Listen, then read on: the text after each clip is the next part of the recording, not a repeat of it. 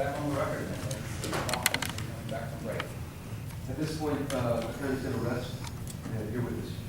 Okay. Michael, what about her, your secretary? Why don't you take it? Sorry, time out. You got find the last. You asked me if everybody was here. Oh, here we yes, sir. Everybody's here, Mr. Chairman. Now, I'll do that. Are we on? Yes. Okay. Mr. Chairman, at this time, the county will rest and allow the appellant to call witnesses. thank you. Okay, I'm going to call Mr. Richard Kerns.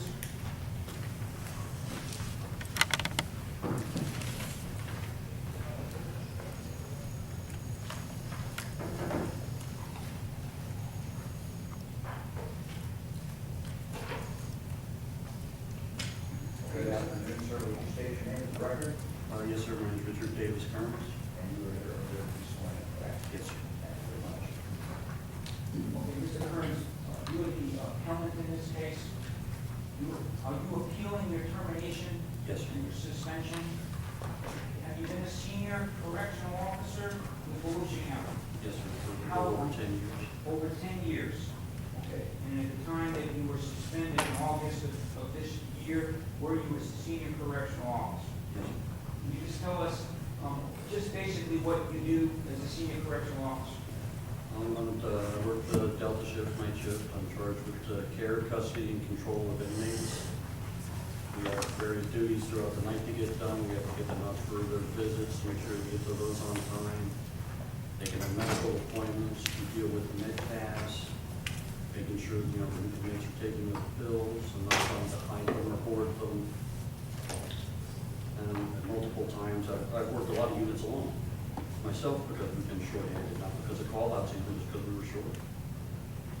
And these are inmates over here on Regina Road and Indian River? Yes, I've worked both facilities. I've worked the branch and I've worked the facility. All right, and can you give an idea of when you're working? Is it a 12.25-hour shift? Yes, 12 hours, 15 minutes. How do your shifts run one week to the other? How many days? We'll work 7 days out of a 2-week period. Like my shift would start, my pay week would start on a Monday. So we work Monday, Tuesday, we'd be off Wednesday, Thursday. That would be our working weekend, our long week. We work Friday, Saturday, Sunday. We'd be off, now it reverses. Now I'd be off Monday, Tuesday. I'd work Wednesday, Thursday, and then we'd be off the weekends. Okay, and can you give an idea when you're working? How much time you're working? Are you on your feet versus sitting down? It can vary. Sometimes, depending on the unit, like Mr. Flowers had stated, you'll have some times where you can take breaks and get a little break in between things and sit down. Other times, other units, like when you're working in mental health, you're constantly roving the block, so you really don't get much time to sit down at all when you're working those units. Now, I'm going to go back. Were you suspended for 3 days back in July of last year? Yes, sir. Can you describe what happened there that you were suspended? I had exceeded the 60 hours for the sick time policy. What we were allowed to call out 60 hours. I had exceeded the 60 hours, and I got disciplined for it. All right, and what was the reason that reasons that you exceeded the 60 hours? At the time I called out the last 2 days that got me in trouble, I had thought my FMLA was good till the end of May, and it was not. It was only good till like the middle of the month. I was mistaken on the date. And what had happened in the past when myself or others had got construed on when their dates for, getting it renewed were, and we got it renewed, and I got it renewed within the week. They would always backdate those 2 days that you had called out, that were unexcused. They would go, because I called out after my lane, I thought it was good. I didn't intend to use something I wasn't entitled to. I thought it was good. Okay, And it wasn't. this is your family medical leave? Yes. So under the law, on the family medical leave, you were allowed to take off at times due to a medical condition? Yes, intermittent as needed. Correct. Now, just for the record, none of the absences that we're talking about here today had anything to do with your family medical leave? Correct. Correct? All right, so when you thought your FMLA was good, did If it was for the specific condition that the doctor had signed for, yes, I called out FMLA. Okay, well, I'm talking about the condition that led to your suspension last year in July. You said you thought you had FMLA and you did not? Correct. I'm not voicing a relevancy objection here. We're here on a termination in 2016. I mean, there was a little bit of testimony and I let it go, but I don't know how it's relevant to, and I think you just testified that we're not here on anything FMLA related. You gotta make it relevant. Yeah, well, let me just say this, okay, we're not, it's not FMLA related, we stipulate to that. The question is, they said he was suspended last year, we're trying to lay a prejudice for what happened that he was out, but if they're saying that's not relevant, they brought up the whole history of this entire absence history. So to that point, we think it's relevant, but if they're saying that's not relevant, that at all is not relevant, then I'll just move on from that. I think you've about got what you need to get in on that point anyway, don't you? I'm sorry? You've about got into testimony what you wanted to accomplish on that. Yeah. Anyway, right? Pretty much. Let's go ahead. Okay, all right, let's talk about it. After your suspension, okay, we're gonna go through this. Were you out either full or part days after your suspension? No, sir, I went 6 straight months without having that. I had any sick issues that I had to have called out for. Okay, 6 months. Okay, and then you were out on December 31st of 2016? Correct, I'd gone into work, I wasn't feeling well when I went into work, but I was going to work anyway. And I got to the point where I was having stomach cramps and I started having diarrhea and I couldn't get it to stop. And I finally got to the point where the cramps and the diarrhea were so bad, I was no longer a functional person with my partner. I couldn't keep him safe and do rounds. I called my supervisor, notified him of my problem, and he got me relieved so I could go home. Okay, so, I hate to bring this up, but just to say the obvious, you went to the restroom quite a bit? Yes, sir. All right, and you did work that day, it looks like, 6 3/4 hours. So it looks like you worked over 6 hours. How were you able to do that? It hit me, you know, again, I wasn't feeling good when I went to work. I was having stomach cramps and issues. And then when the diarrhea didn't start till sometime after midnight. And I tried to get through it as best I could, and I got to a point where I couldn't stand it anymore, and I had to go home. I was spending more time in the bathroom than I was helping my partner do rounds. You remember who your supervisor was that day? I do not recall. I think it was Lieutenant Hawkins, but I'm not 100% sure. Okay, current. Okay, so you went home, did you work the next day?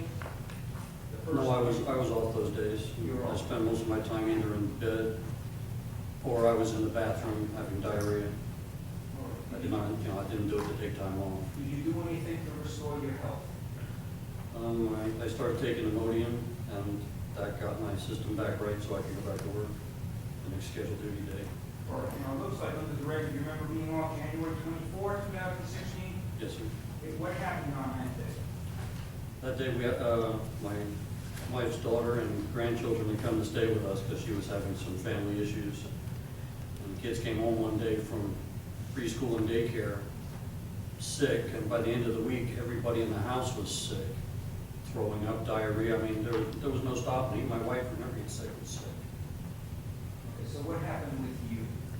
I was throwing up, having diarrhea, cramps, and I was no way to be a functional officer and keep my partners or anyone else safe at that point. And didn't want to bring that illness into work either and spread it through the jail. So I had called out. I probably woke up maybe 1 or 2 o'clock in the afternoon. I'm not quite sure of the time when I called out, but I called out more than sufficient time. What time were you supposed to start work? 6 o'clock, 6 o'clock. 6 p.m. When you call out, what do you do when you call out? I call into whichever facility I'm working, whether it's the branch or the facility, and I talk to the lieutenant or captain on duty, who's the shift commander. Okay, fair enough. Okay, and did you work the next day, 25th of January? I don't recall. If that wasn't my work day, then no. All right, and how about the 22nd of May? Do you remember being out on that day? Yes. What happened on that day? I was having the stomach cramps and diarrhea again, and it was just too bad. It woke me up. It woke me up earlier than I usually get up. I usually get up about between 3 and 3:30 to go to work. And that set me straight up out of bed at like 1 o'clock in the afternoon, and then the next 2.5 hours I was having, diarrhea issues in the bathroom. Or, do you remember when you called out, do you remember who you spoke to? No, I did not. Or, okay, did you called out more than 2 hours before your shift? Yes, sir. All right, and then we're talking about 5 days later, May 12th. Did you, let me back, do you remember whether the 23rd was a work day? Do you remember that?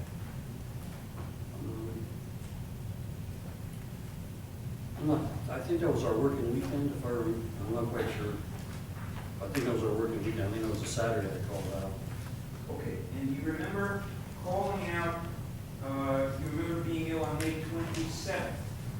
It hit me again. Okay, and on May 27th, the same issue? Yes, sir. Okay, and, again, you called out? Yes, I called out. Okay, and do you remember, any of these days you were out, what did you do, if anything, to try and restore your health? Again, I started taking Imodium to get my system to calm down and settle out. And as soon as I could, I got back to my next available duty day that I was supposed to be at work. All right, and do you know,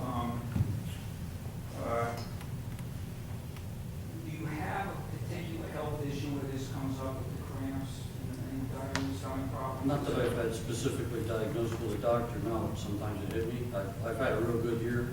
I've had problems with my health in the past, but I haven't been to the doctor for anything of the diarrhea nature, no. Okay, so between May 27, 2016 and your notice of intent on August 10, 2016, did you continue to work? Yes. Okay, were you out at all during that time frame? Those last 2.5 months, no, I was not out.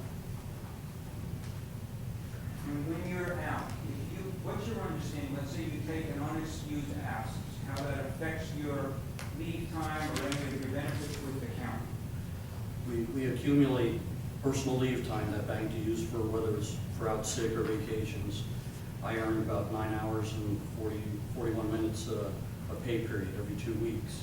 And that accumulates over time to use for vacations, or, we're allowed to use up to 60 hours for sick time if we got to that.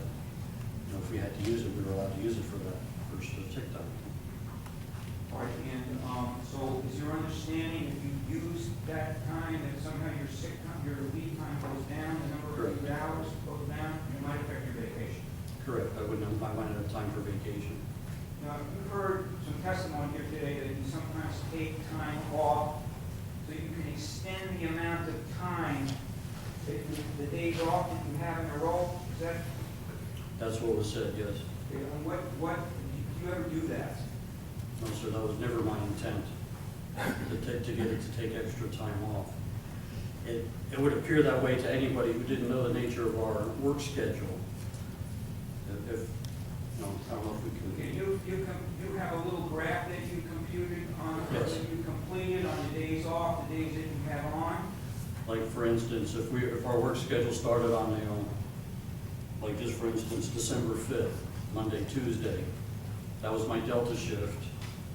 If you worked either one of those days, if you took either day off, well, that was your off weekend, because the other shift is on duty, Bravo shift.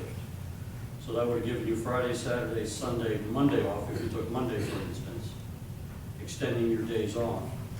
If you took that Tuesday off instead, that gives you 3 days off, because then Bravo shift is coming back on duty for Wednesday and Thursday.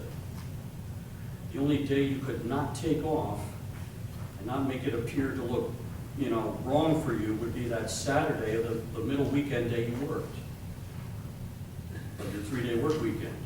All right, and you've heard that sometimes you take off, it's related to when you take off, that you have an overtime day. You can work overtime. We work a lot of overtime at the jail. Sometimes we're short-staffed, just because of the nature of how hard it is to find more people. Sometimes we're short-staffed because of vacations and other things. When I've called out, do I feel bad? Absolutely, because I got friends and partners who have to work shorthanded. I've worked many times shorthanded myself. Am I disappointed my partner's not there? Yes. Am I mad at them? No, I'm not going to be mad at somebody for being sick. All right, I think you said the first 6 months, were you told not to take overtime after your suspension in July 2015? Correct. But let's say hypothetically, the county said no more overtime, would you be willing to accept that? Yes, They had concerns about that. that's our concern, yes.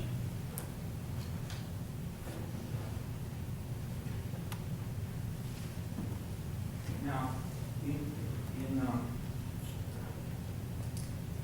in January of 2016, you remember being reprimanded for insubordination? Yes, sir. And you heard what Director Flowers said. Is that accurate as to what happened? Yes, sir. Do you know, did something come up? You recall seeing in the record something where it said that you feigned illness?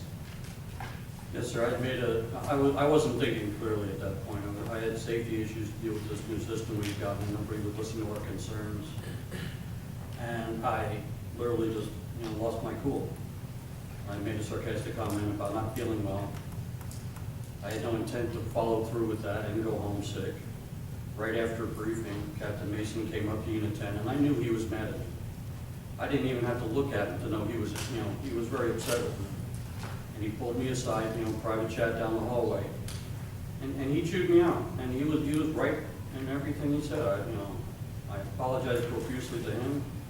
I apologized profusely when I came into to that personnel meeting. I was embarrassed by my behavior. I had no excuse. Or you didn't take off at all from work? You didn't go home work early, nothing like that? No, sir. Or as you, from January of 2016, when you were suspended for insubordination until you last worked in August of 2016, has anything like that ever come up? That was a one and only incident out of my whole 15 years there. And after that incident and my suspension, I still continued to work for Captain Mason through the end of the shift. I have no problems working for Captain Mason at all. Okay, now, you were suspended in July of 2015, and at that point, you were warned that there were any problems with your attendance, you might be terminated. Correct. Is that right?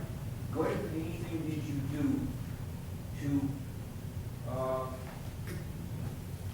take that seriously, if at all? What did you change, what did you do after being warned and suspended? Changed medication. If I was starting to not feel well getting down to that road, before I'd have to call out, I called my doctor.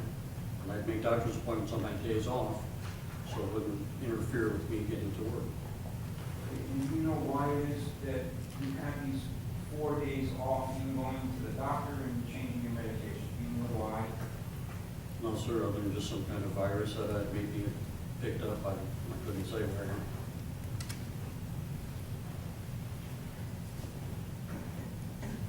Or, do you want to go back to work? Yes, sir. Just, why? Why do you want to go back to work? I like the people I work with. And I've got a lot of respect for a lot of the captains and supervisors out there that I did work for. And I don't like disappointing them and calling out sick. I don't have any more questions.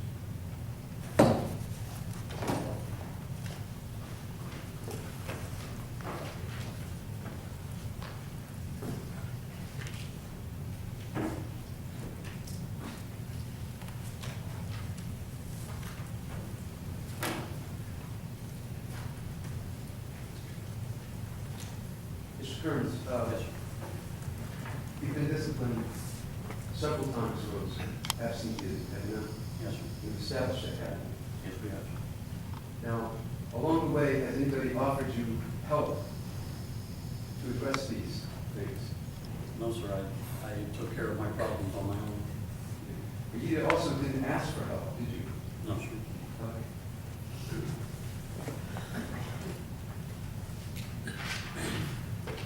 I want to review with you all the times that you were offered help. Okay? Can you please turn to page 11?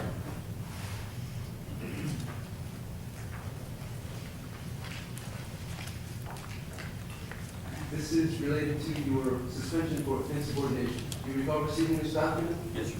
Is that your signature down at the bottom of the page? This is, And it's dated 1/28/2016? correct?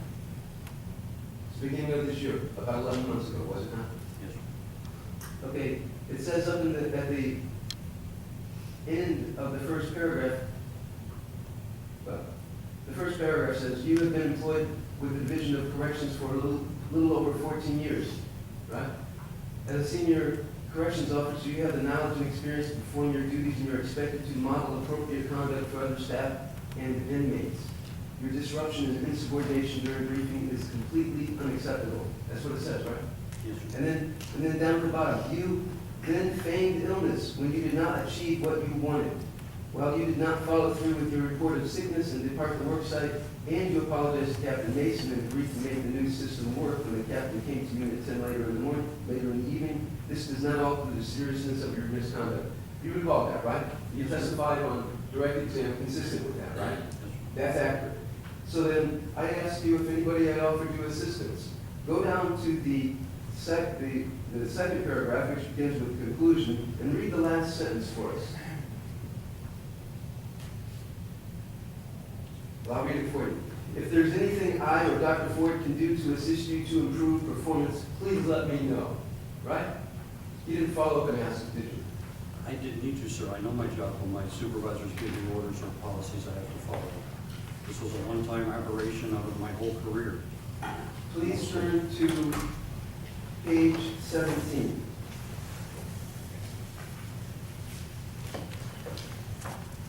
This is notice of suspension without pay from July 1st, 2015. You recall this document? Yes, sir. Down at the bottom of the page, second to the last paragraph, begins, your use of unscheduled absences is a pattern that is repetitive. The last sentence of that paragraph says, this is an inordinate number of disciplinary actions for one issue when considering your tenure, rank, and training. Next paragraph. As a senior corrections officer, you know and understand the stress and demand that is placed on your coworkers when you fail to meet work obligations. The division expects you to report ready for duty when you are scheduled to work. We are counting on you, and your absence causes additional work for your supervisor, who must then locate a replacement. Your actions also impact the division significantly in overtime costs. You don't contest any of that, do you? No, sir. Go to the next page, page 18.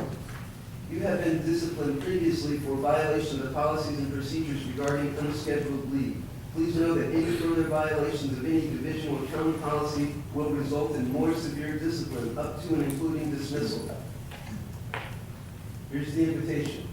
If there's anything Director Ford or I can do to assist you to improve performance, please let me know. And you didn't do anything, did you?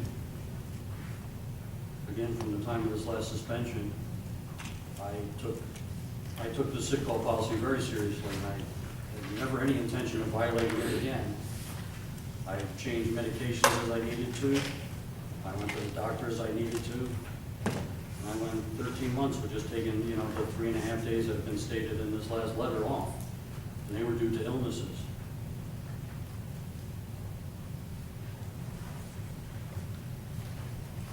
Please turn to page 25.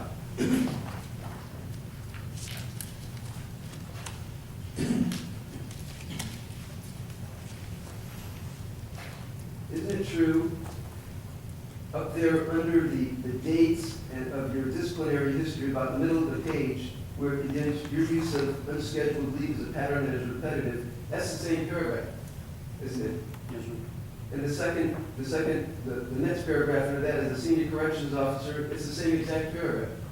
This is repetitive. You've seen this before, haven't you? Yes, sir. Okay, down at the bottom, it's phrased a little different. The last paragraph at the bottom. I advised you in my last letter in August 2014 that progressive discipline does not require a strict stair-step approach. Let me emphasize this point again and stress that any further violations of division or county policy may result in more severe discipline, up to and including dismissal. If there's anything I or Dr. Ford can do to assist you to improve performance, please let me know. You did nothing. Sir, That it's was not a going back to performance issue. 2014. It's not a performance issue. I was sick. I didn't have any illnesses to stay home. I'd never lied to them about calling out sick one time. Never. If I'm sick, I stayed home because I was sick. Please go to page 29. Isn't it true that page 29 contains the same warnings? And the conclusion there is the same exact conclusion and warning, and an invitation that if you need help or assistance, that they can help you with, to approach them and ask for help. How can they help me with my health issues, sir? How can you just, it wasn't a behavior issue. I wasn't taking time off to enjoy myself and stay away from work. Let's go back to page 34.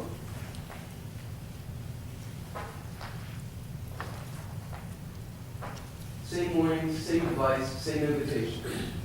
Right? Correct. Let's go to page 36.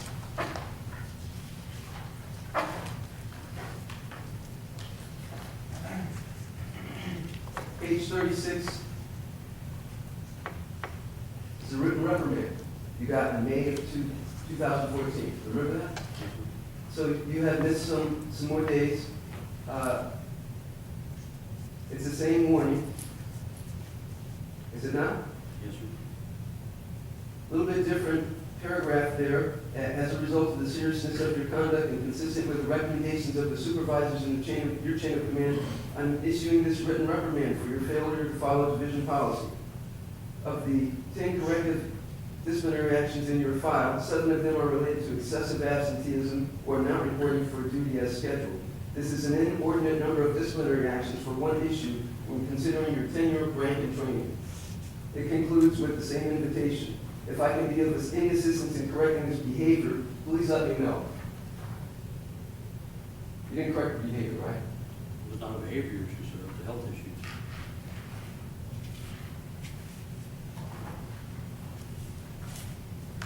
It's a health issue that you seem to have a pattern of having on the last day of your shift, a scheduled shift. You realize that? That's the way it appears, sir. That's what it was, but it was never any intent to extend days on. And you understand that for patterned absences or unexcused absences, there's no intent that's necessary. You understand? You understand that, do you not, sir? Yes, sir.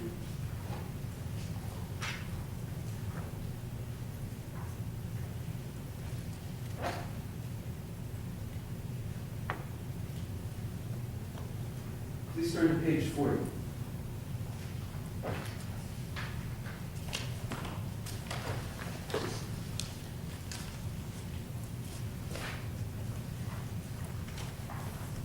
This takes us all the way back to 2007.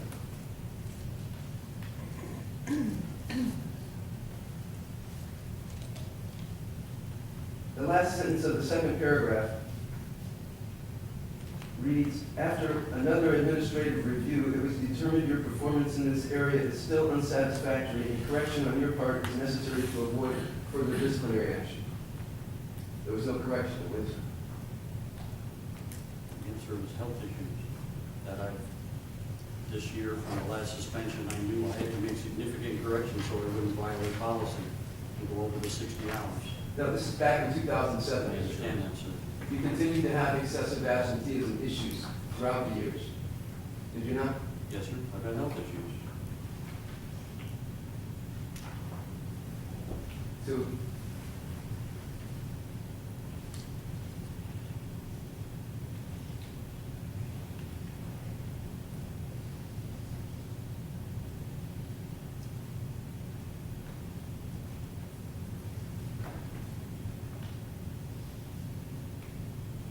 now, after your suspension in July of 2015, you didn't receive any coffee afterwards, did you, Mr.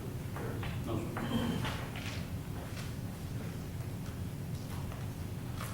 Instead, you received yet another suspension for insubordination, right? We've established that. Yes, sir.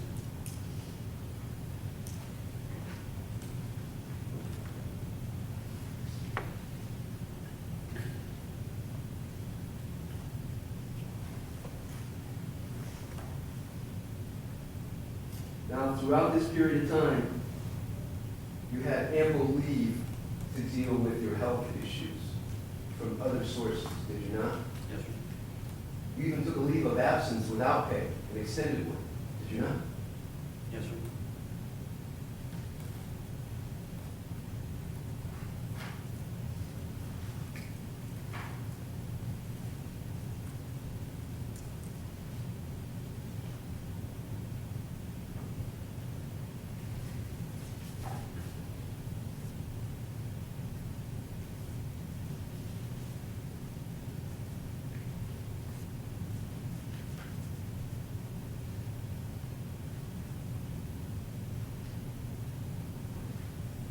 I don't have any further questions.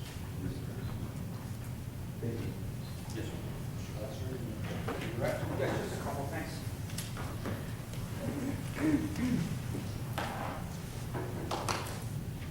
What are you doing now, today as you speak, regarding your health?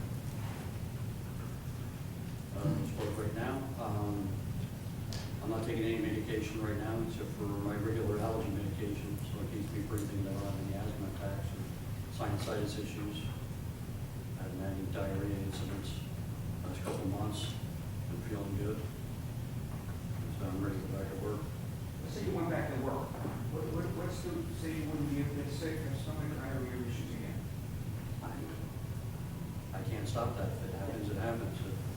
And there's no intent to hurt the county or hurt my fellow employees. Okay, what have you done, let's say, to, if anything, to kind of lower the chances of that happening? Just make sure I take my medication. I keep some medication with me that I can take if I need it. So I don't have to go home early. I don't like doing that. I've only done that one other time. Besides the one incident that was noted here.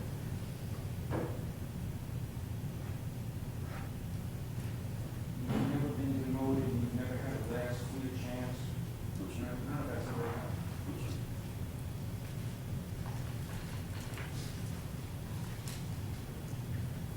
No further questions?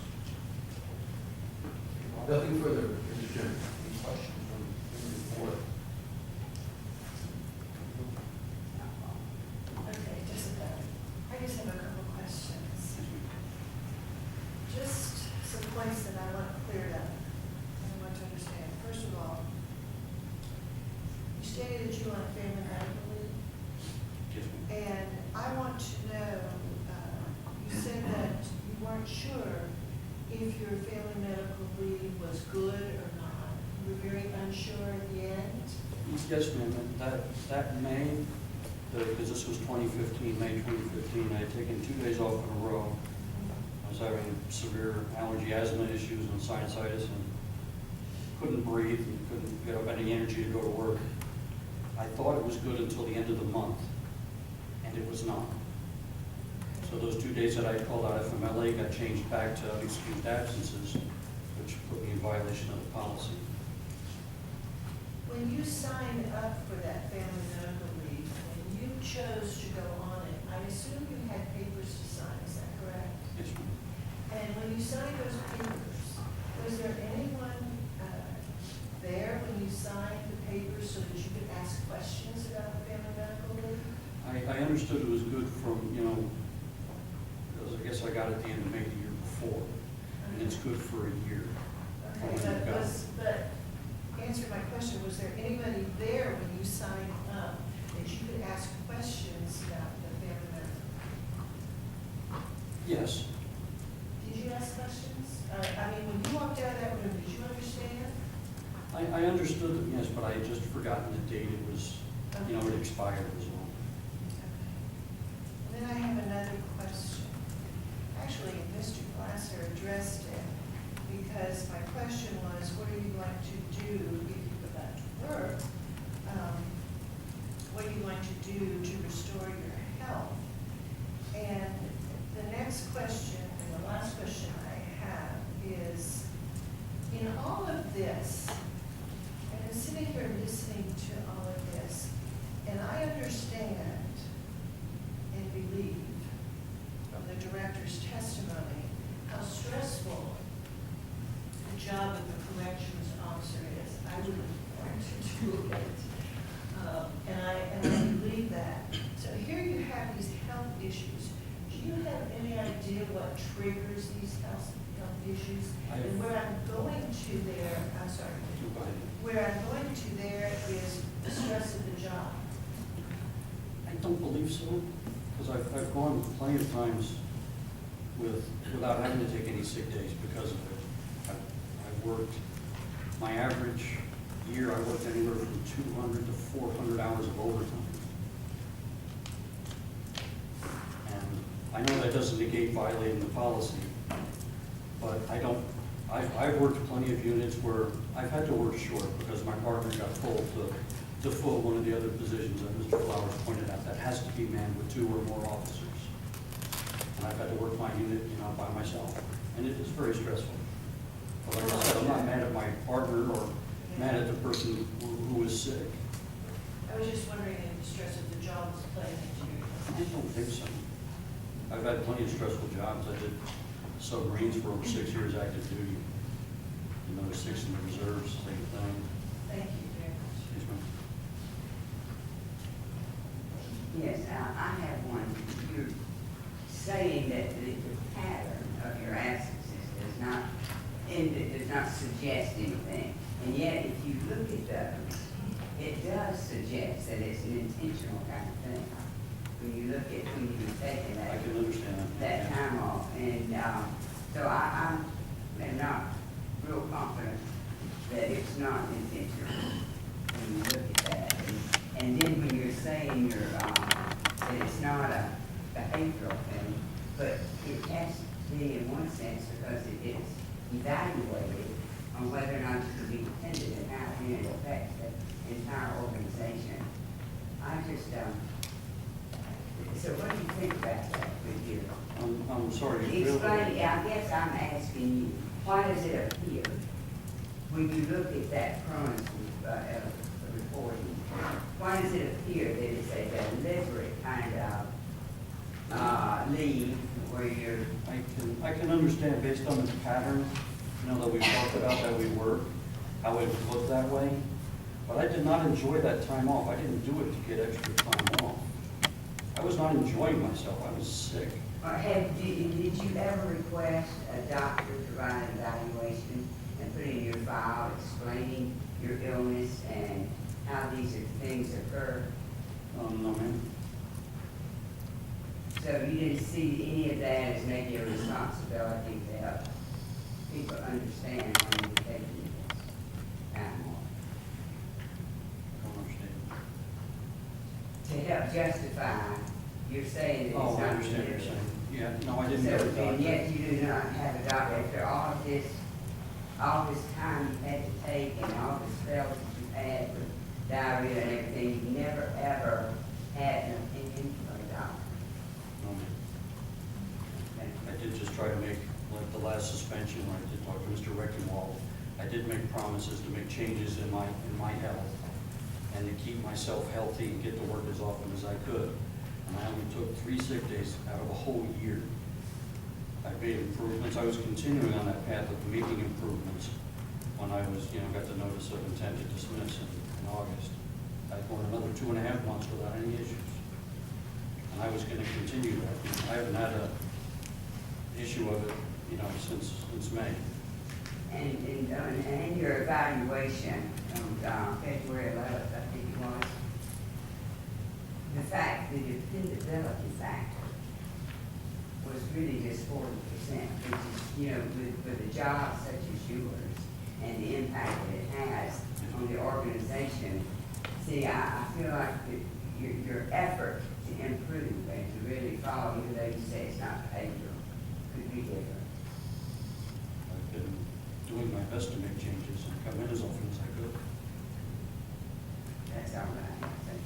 Do we have any more questions? Hearing none, well, thank you for your testimony. You can step down. Thank you. Any further witnesses called by either side? Nothing on our end. Thank you. All right, then we will, do we get a 5-minute break? I was just gonna say, we're gonna conclude this portion of the hearing, and after the brief break, we'll, reconvene for short closing statements from both sides. Yes, sir. Thank you.